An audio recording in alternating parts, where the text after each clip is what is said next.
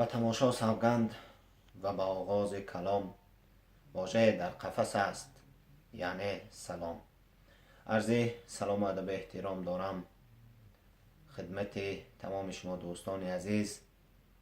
یک شعر با نام معلم از خانم هیلا صدیقی.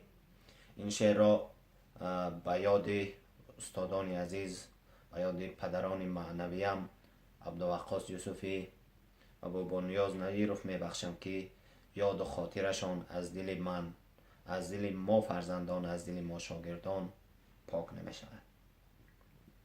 وقتی تمام باغ در بغض پاییزی لبریز مردم بود، باران شدی یک جا بر باغ باریدی. جای من و جای هر برگ پاییزی بر خاک خوابیدی. تقدیر ما این بود مرگ تمام باغ، اردوبهشت آمد آرام و بی دعوت. پیدا شدی و بعد تقدیر ما بردی.